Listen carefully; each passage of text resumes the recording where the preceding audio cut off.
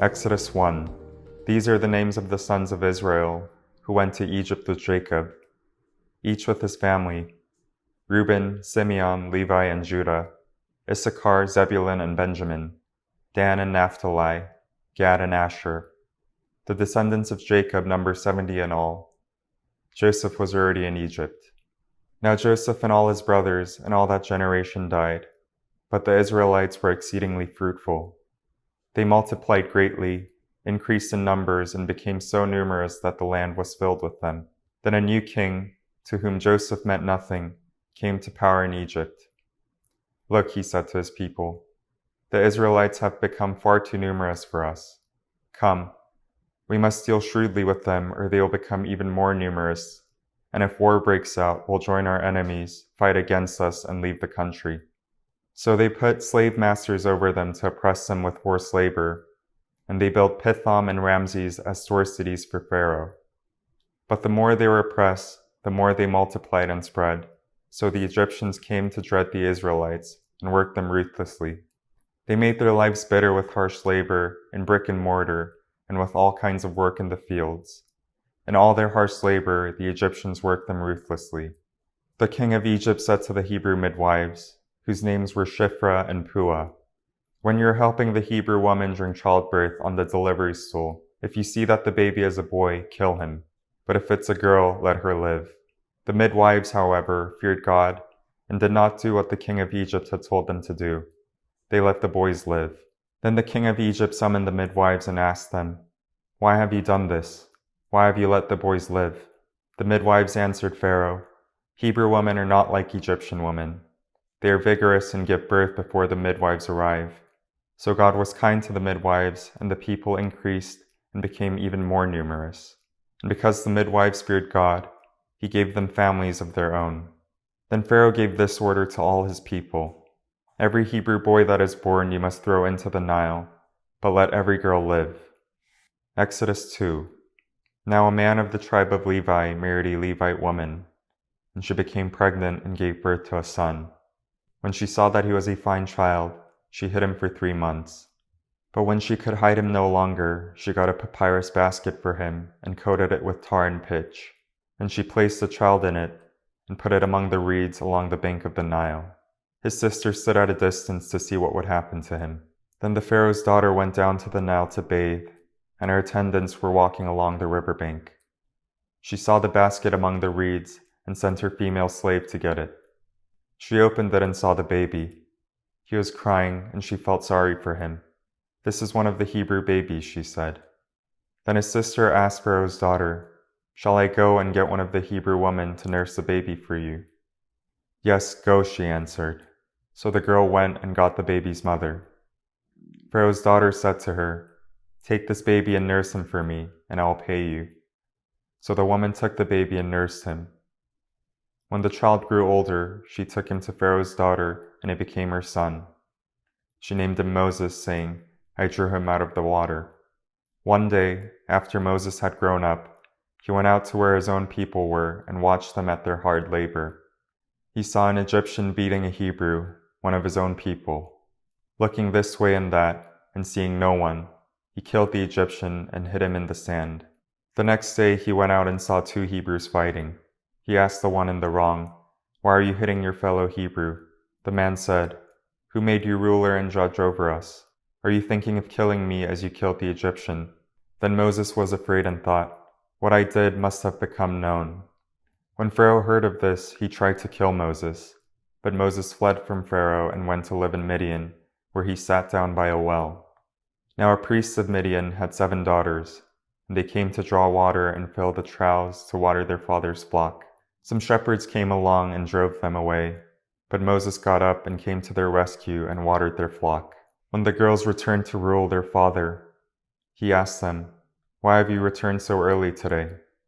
They answered, "An Egyptian rescued us from the shepherds. He even drew water for us and watered the flock." "And where is he?" Reuel asked his daughters. "Why did you leave him? Invite him to have something to eat." Moses agreed to stay with the man, who gave his daughter Zipporah to Moses in marriage. Zipporah gave birth to a son, and Moses named him Gershom, saying, "I have become a foreigner in a foreign land." During that long period, the king of Egypt died. The Israelites groaned in their slavery and cried out, and their cry for help because of their slavery went up to God. God heard their groaning, and he remembered his covenant with Abraham, with Isaac, and with Jacob. So God looked on the Israelites and was concerned about them. Exodus 3. Now Moses was tending the flock of Jethro, his father-in-law, the priest of Midian, and he led the flock to the far side of the wilderness and came to Horeb, the mountain of God. There the angel of the Lord appeared to him in flames of fire from within a bush. Moses saw that though the bush was on fire, it did not burn up. So Moses thought, I will go over and see the strange sight, why the bush does not burn up. When the Lord saw that he had gone over to look, God called to him from within the bush, Moses, Moses. And Moses said to him, Here I am. Do not come any closer, God said. Take off your sandals, for the place where you are standing is holy ground. Then he said, I am the God of your father, the God of Abraham, the God of Isaac, and the God of Jacob. At this, Moses hid his face because he was afraid to look at God. The Lord said, I have indeed seen the misery of my people in Egypt. I have heard them crying out because of their slave drivers, and I am concerned about their suffering.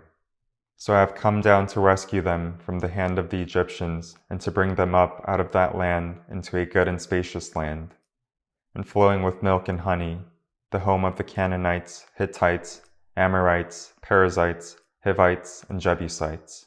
And now the cry of the Israelites has reached me, and I have seen the way the Egyptians are oppressing them. So now, go.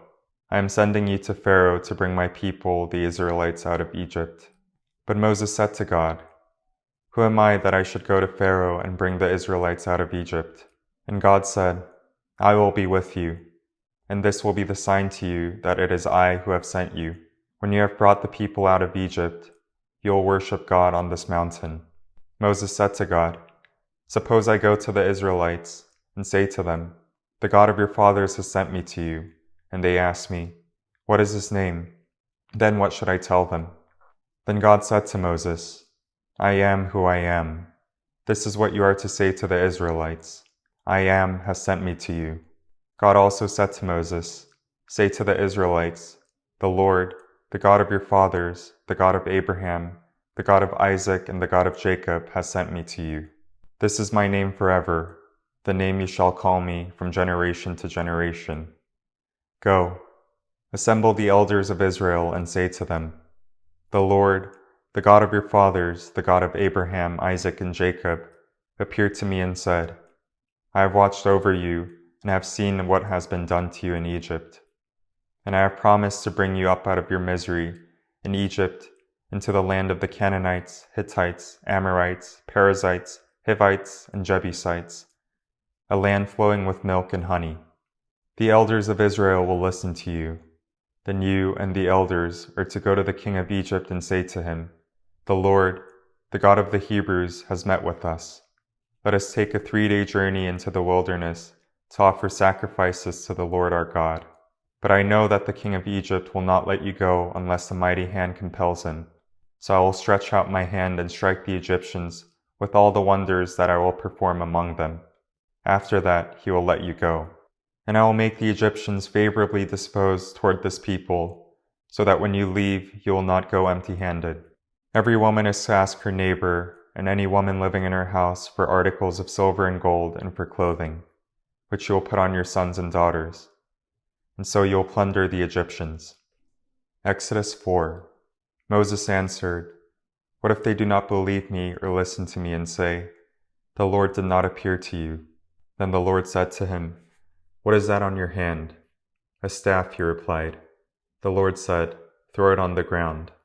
Moses threw it on the ground, and it became a snake, and he ran from it.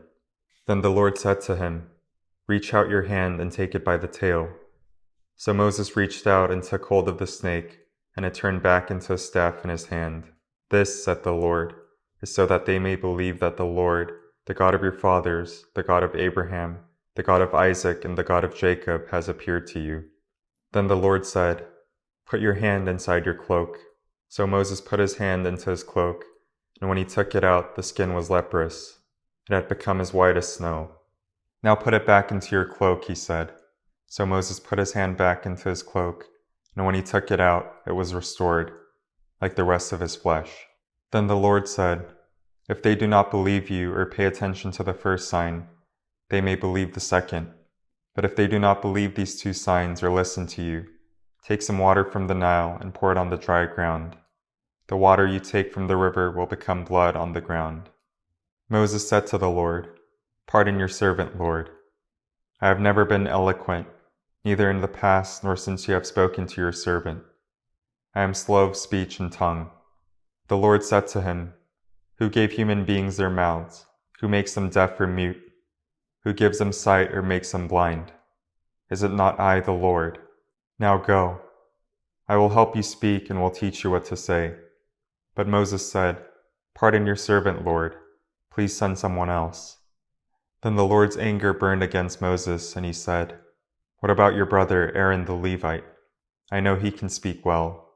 He is already on his way to meet you, and he will be glad to see you. You shall speak to him and put words in his mouth. I'll help both of you speak and will teach you what to do. He will speak to the people for you, and it will be as if he were your mouth and as if you were God to him. But take the staff in your hand so you can perform the signs with it. Then Moses went back to Jethro, his father-in-law, and said to him, Let me return to my own people in Egypt to see if any of them are still alive. Jethro said, Go, and I wish you well. Now the Lord said to Moses in Midian, Go back to Egypt, for all those who wanted to kill you are dead. So Moses took his wife and sons, put them on a donkey, and started back to Egypt. And he took the staff of God in his hand. The Lord said to Moses, When you return to Egypt, see that you perform before Pharaoh all the wonders I have given you the power to do. But I will harden his heart so that he will not let the people go. Then say to Pharaoh, This is what the Lord says, Israel is my firstborn son, and I told you, Let my son go, so he may worship me. But you refused to let him go, so I will kill your firstborn son. At a lodging place on the way, the Lord met Moses and was about to kill him. But Zipporah took a flint knife, cut off her son's foreskin, and touched Moses' feet with it. Surely you are a bridegroom of blood to me, she said. So the Lord let him alone. At that time, she said bridegroom of blood, referring to circumcision. The Lord said to Aaron, Go into the wilderness to meet Moses. So he met Moses at the mountain of God and kissed him. Then Moses told Aaron everything the Lord had sent him to say, and also about all the signs he had commanded him to perform. Moses and Aaron brought together all the elders of the Israelites, and Aaron told them everything the Lord had said to Moses.